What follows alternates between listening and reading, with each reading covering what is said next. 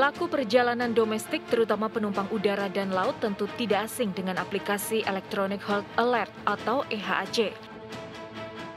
EHAC merupakan kartu kewaspadaan versi modern dan menjadi salah satu persyaratan wajib bagi masyarakat ketika bepergian di dalam maupun luar negeri. Calon penumpang udara dan laut wajib mengisi EHAC dengan sejumlah data-data pribadi sebagai salah satu syarat perjalanan. Namun sayangnya aplikasi buatan Kementerian Kesehatan itu diduga bocor. Keamanan 1,3 juta data pengguna EHAC rawan disalahgunakan. Kebocoran data pengguna EHAC pertama kali diungkap peneliti keamanan siber dari VPN Mentor yang menyebut aplikasi EHAC tidak memiliki protokol keamanan memadai, sehingga mudah ditembus pihak tak bertanggung jawab.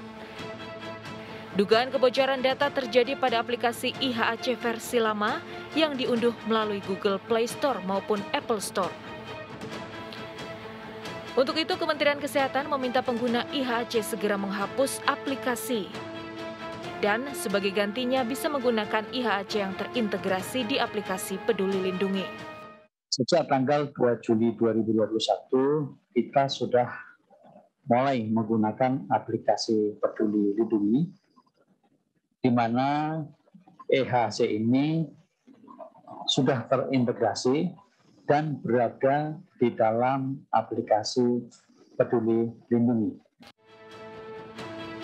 Saat ini aplikasi EHAC di Google Play Store telah dinonaktifkan. Penyelidikan terhadap dugaan kebocoran terus dilakukan.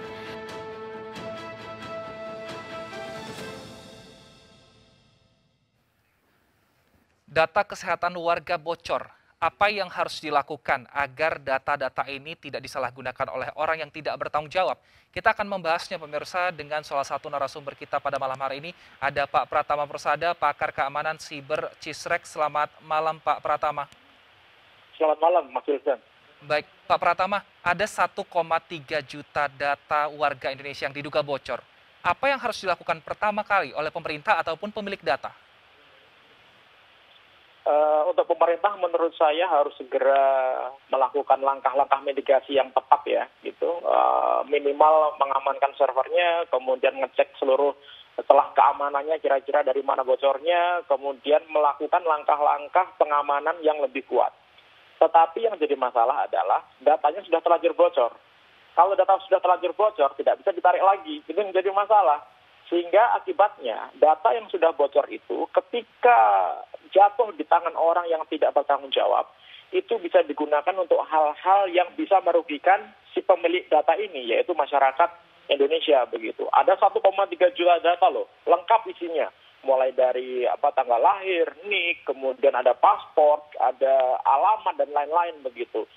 Untuk orang-orang yang suka berbuat kriminal, data ini sangat enak sekali digunakan mereka untuk melakukan penipuan, kemudian untuk melakukan take over akun dan lain-lain begitu. Nah ini yang sebenarnya tidak disadari. Kadang-kadang kita merasa bahwa ya bocorlah, biarinlah gitu. Dan kita kadang-kadang meremehkan gitu bahwa oh ini adalah data lama begitu dari Juli 2021.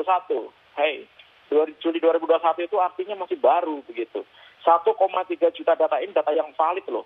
Begitu. Artinya apa? Kalau ini bocor, masyarakat yang nanti akan dirugikan, begitu. Jadi nggak bisa excuse.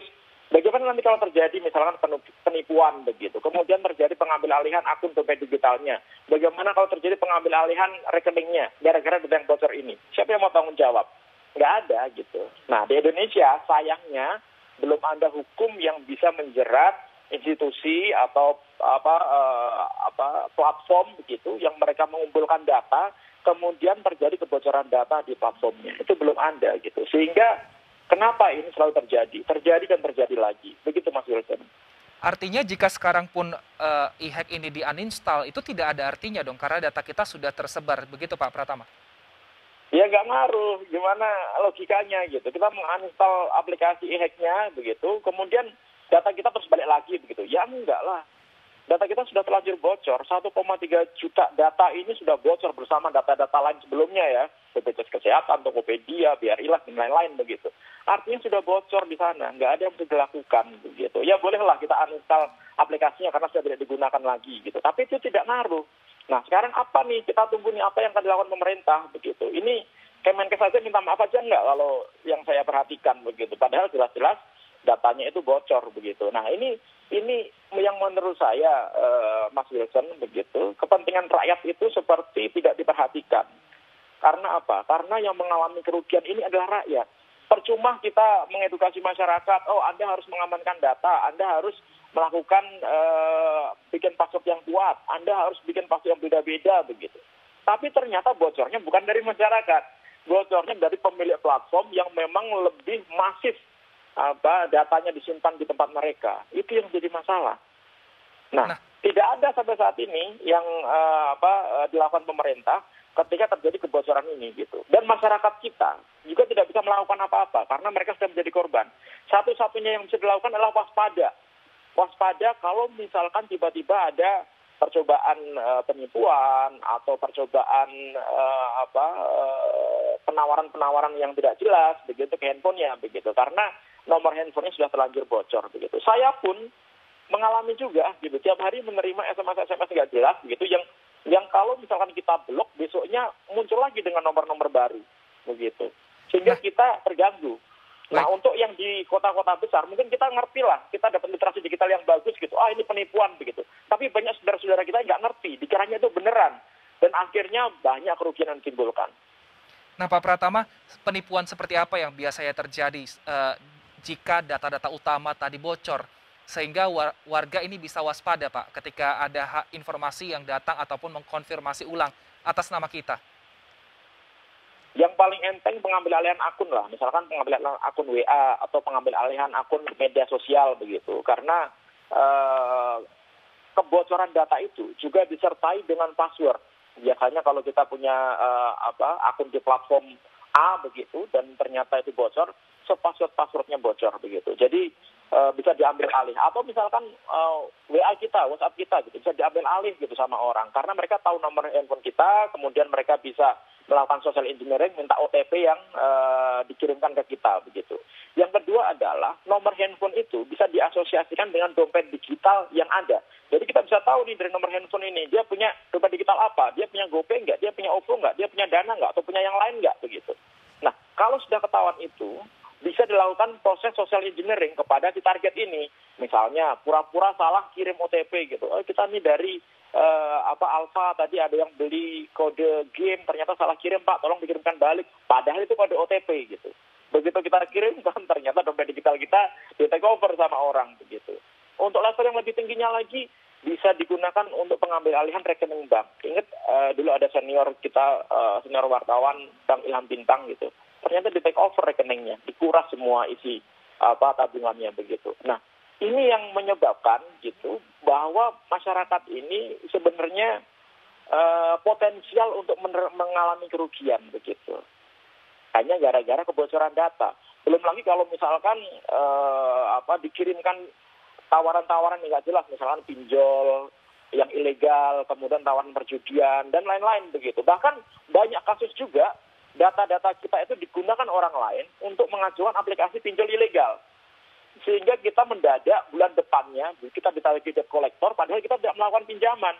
Karena data kita digunakan orang lain untuk melakukan pinjaman. Nah, itu yang bahaya.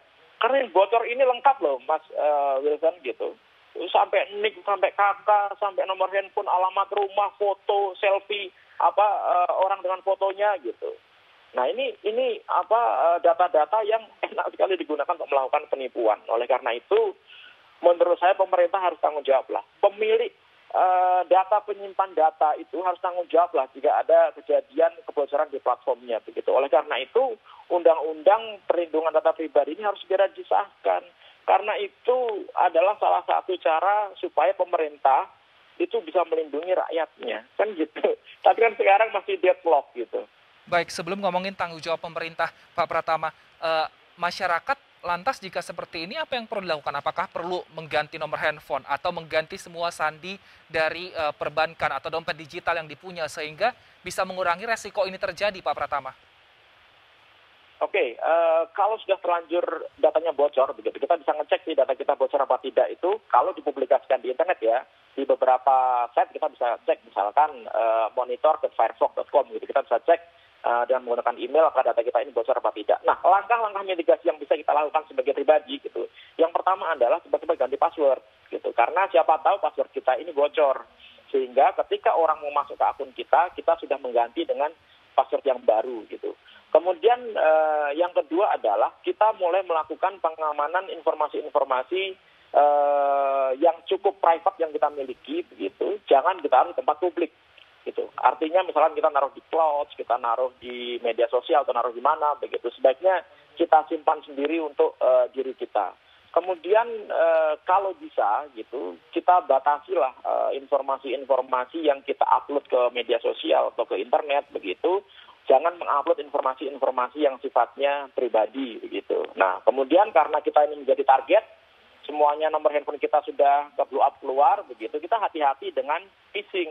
Phishing itu menyamar misalkan dengan penawaran, ini ada gebiar kita, HDD 1 juta gitu, silahkan klik link ini gitu, misalkan contoh seperti itu gitu. Nah, kita jangan cepat percaya terhadap link-link yang dikirimkan ke kita gitu, karena bisa jadi itu link phishing yang nanti bisa melakukan instalasi malware ke device kita atau mengambil kredensial atau username password yang kita miliki begitu.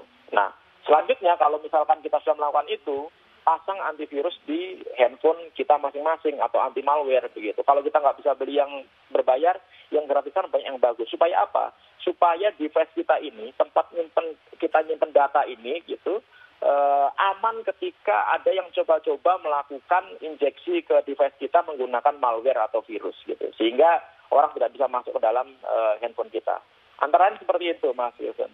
Baik, kita kembali lagi ke tanggung jawab pemerintah. Saat ini data sudah tersebar, entah siapa yang memiliki, mungkin orang yang tidak bertanggung jawab atau siapapun. Jika nanti pelakunya sudah ditangkap, misalnya polisi kita bekerjasama dengan Interpol atau siapapun yang bisa menangkap orang-orang ini, apakah data itu bisa dihilangkan juga dari peredaran, misalnya sudah di internet, bisa dihilangkankah, Pak Pratama? Nggak bisa lah, Mas. Gimana mau bisa dihilangkan? Apalagi ketika data itu sudah diindeks oleh mesin pencari, misalkan oleh Google gitu. Data itu nggak bisa hilang gitu. Apalagi ketika data itu sudah menyebar kemana-mana, pasti nanti akan ada yang mere-upload-nya lagi begitu. Nah, yang dilakukan sekarang ini kan mengejar si pencuri data, ya kan? Kita punya Undang-Undang ITE pasal 30 gitu. Kalau misalkan melakukan peretasan, data yang ilegal begitu bisa kena pasal Undang-Undang ITE ini begitu. Tapi tidak ada satupun pasal begitu yang memberikan hukuman berat ketika kesalahan itu disebabkan si pemilik platform ini lemah sistemnya. Ini nggak ada gitu. Baik. Padahal hackers belum tentu hackersnya pintar. Hackernya biasa-biasa saja sebenarnya. Tapi begitu mereka tahu, oh ini ada sistem yang lemah nih, oh ternyata gampang gitu. Ya kan, ternyata dia bisa nyuri datanya. Nggak ada di hukumannya nih. Padahal gara-gara dia lemah, data masyarakat ini bocor gitu. Nah, ini yang jadi masalah. Nanti mungkin Pak Adib bisa menjelaskan itu. Nah, ini masalah yang akan terus berulang jika kita tidak punya peraturan begitu yang kuat gitu, yang ada sanksi hukum yang kuat. Bagaimana kita bisa memaksa para pemilik platform ini, penyelenggara sistem elektronik ini, supaya mereka mau mengamankan data sistemnya masing-masing. Sehingga data masyarakat bisa dilindungi dengan baik. Gitu, Mas Vincent. Baik, Pak Pratama, kita akan lanjutkan dialog kita bersama dengan anggota Komisi 1 DPR RI, Bang Dev Laksono. Usai jeda, pemirsa tetaplah bersama kami di Indonesia Bicara.